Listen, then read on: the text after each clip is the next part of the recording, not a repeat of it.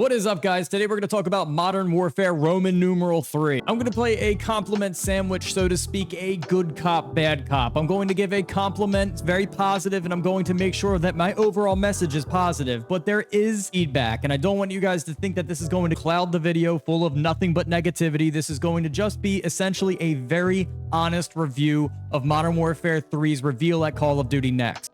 And on that note, I'm going to start off with what they brought to us, which number one is the Dead Silence perk coming back. Now, it is coming back in form of equipment, which means that you basically won't have like SpongeBob squeaky boots. Put on like normal boots that aren't very loud, and you will use them as equipment in place of Dead Silence or Ninja. And of course, there's other equipment, like putting on a headset apparently will make you hear footsteps louder, and I wonder if those two will counteract each other. This is the type of questioning that I have when it comes to any type of perk system or any type of implementation of like abilities that they have inside of a game. It's always going to be the balancing. And as long as they balance this correctly, I don't see a problem with just calling them boots or calling them equipment and not calling them this like, I guess like perk system that they had going before. I'm fine with perks. I didn't see the problem with it, but I do see some room for innovation, and they incentivized it. So good for them. I think that this is pretty good as long as it remains balanced. Now, Dead Silence should have never been removed from the game to begin with. It was a staple, and we didn't have a problem with it from all the way from Call of Duty 4 until Black Ops 4. There were no issues, and I believe that's almost like over a decade's worth of time. Another thing that should have never been removed for over a decade's worth of time was red dot blips on the minimap. I nailed it. I told everybody I wasn't trying to be overly negative, but I said Modern Warfare 2 would have severe issues. You can't call people out for having unmuzzled weapons on the minimap. And yes, it worked in Modern Warfare 2019,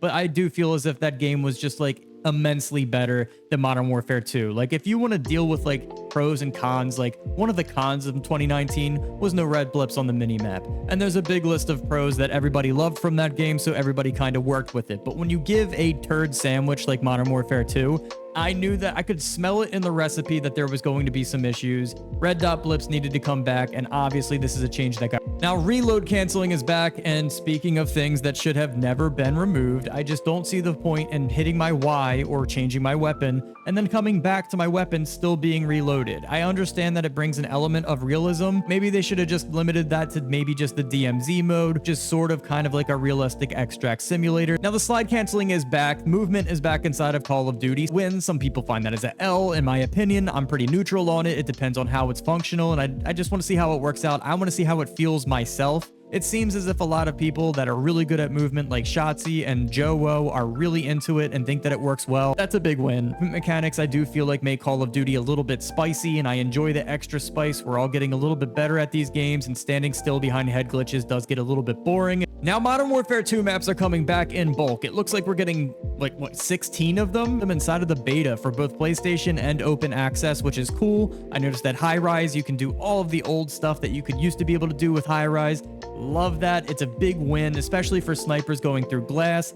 My fingers are crossed. I'm wondering if we're going to be able to spawn snipe through the glass still. That was a big win back in the day. It was so fun. Modern Warfare 2 maps are always going to be some of the most beloved map sets ever. But I just think overall, MW3 is giving everybody everything that we asked for to begin with, which segues me perfectly into playing Bad Cop. Because in my opinion, giving us back things that we had before and then bringing it back into the game and being like, here you go, you're welcome, this is content, that is not content, okay? I also feel as if this also gives Call of Duty Modern Warfare 3 very little identity as its own standalone game. It almost seems as if Modern Warfare 3 is just the appeaser. It's literally just the entree that happened after they tried to stuff us with appetizers that we did not want. And this game doesn't seem to have like much of like a, this is Modern Warfare 3. Here's Captain Price right in your face, and we're off on a new adventure in Venezuela, or we're off in the Middle East, or we're off rewinding time in the Cold War.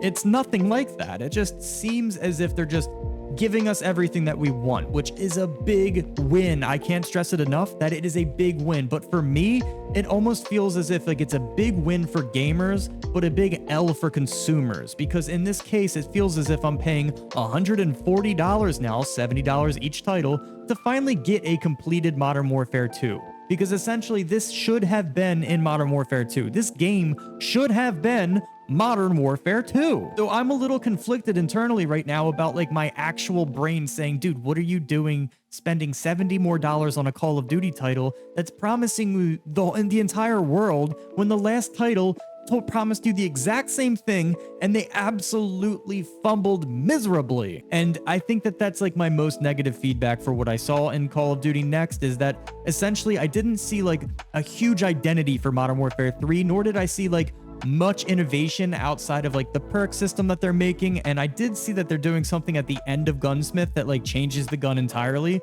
which I'm not actually even a fan of. I personally like more simplistic versions of gun selection and attachments. So I really do like the message that Sledgehammer is bringing, that's basically saying if it's not broke, don't fix it, and essentially just letting us play Call of Duty in like a Call of Duty universe that doesn't really necessarily need to make sense. Like, does Modern Warfare 3 need to have an identity?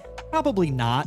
Honestly, probably not. Because, I mean, there's a lot of games that came out with identities that completely sucked. I think they're taking a very safe route with this game and basically saying, like, this is grassroots. It's what Call of Duty fans have liked over the past few years. They like the red dots blipping. They like the OG stuff and the mechanics in the game. We're giving the movement. They like that too. I mean, you know what? We're going to do a little bit of extra. We're going to give you a different version of zombies.